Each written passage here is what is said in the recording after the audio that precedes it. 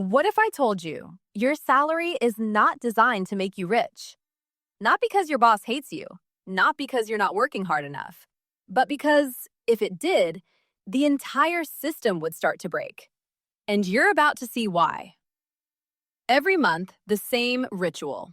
You work, you wait, you get paid. For a brief moment, it feels like progress. Money in the account, relief, control. And then it disappears. Rent, EMIs, groceries, subscriptions you forgot you had. By the time the next salary comes in, you're back to where you started.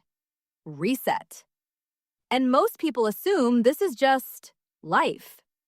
But here's the uncomfortable question. What if this cycle isn't accidental? What if it's engineered? To understand this, you have to zoom out. Not to your job, not even to your company, but to the system your salary lives inside.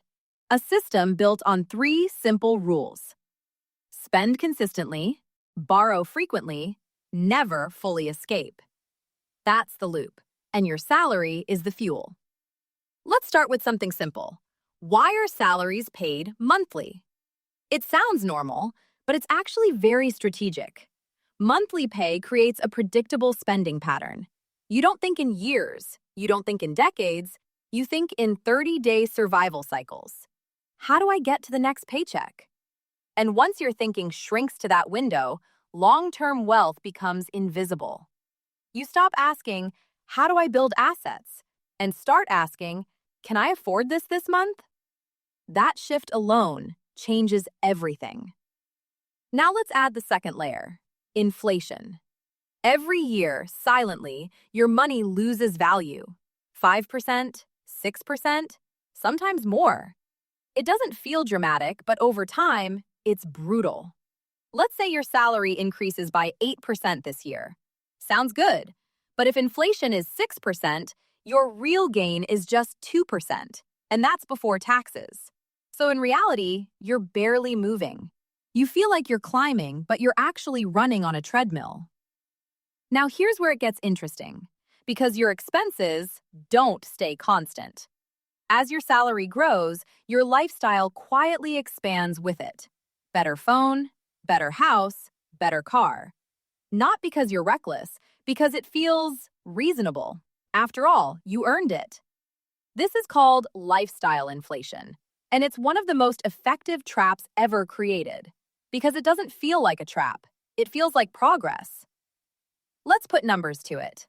Imagine you earn $50,000 a month. You spend $45,000. You save $5,000. Now your salary doubles to $1 lakh. What should happen? In theory, your savings should explode, but in reality, you move to a better apartment, upgrade your lifestyle. Your expenses jump to $90,000. Now you're saving $10,000. Your income doubled. Your savings barely moved. And your dependency on that salary? Even stronger than before. Now layer in debt, because the system doesn't just allow borrowing, it encourages it. Credit cards, personal loans, EMIs on everything. Phone, EMI. Car, EMI. Furniture, EMI. Even vacations, EMI. It's sold as convenience. Why wait when you can enjoy now? But here's the trade-off. The moment you convert expenses into EMIs, you lock your future income. Your next 12 months, already spent. Sometimes your next 5 years. Which means your salary is no longer yours. It's pre-assigned, before you even earn it. And now we reach the core of the system, predictability. For companies, a salaried workforce is stable. Predictable costs, predictable output. For banks, salaried individuals are perfect borrowers, steady income, low default risk. For the economy, consistent spending keeps everything running, which sounds good, until you realize your financial stability is designed to benefit the system first, and you second. Here's the irony.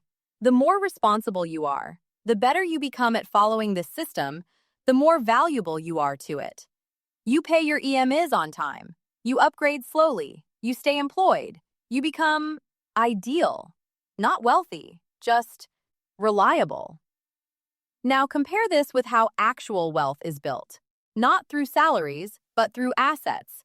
Assets that generate income without requiring your time. Businesses, equity, real estate. These don't reset every 30 days. They compound quietly, relentlessly. And here's the uncomfortable gap. Most people are paid just enough to stay busy, but not enough to meaningfully invest in assets. So they stay inside the loop, working, earning, spending, repeating. And then there's time, the one variable no one talks about. If you rely only on salary, your income is directly tied to your time. No work, no money, which means scaling becomes difficult because there are only so many hours in a day. But the system doesn't need you to scale. It needs you to stay consistent, predictable, replaceable. Now step back. Look at the full picture. You're paid monthly to think monthly. Your money loses value slowly. Your lifestyle grows silently. The system isn't broken. It needs workers. It rewards consistency, but it doesn't reward freedom. Because if everyone became financially independent, the system would collapse. So the question isn't, why am I not getting rich? The real question is, am I playing the wrong game? Watch the next video. Why promotions won't fix this.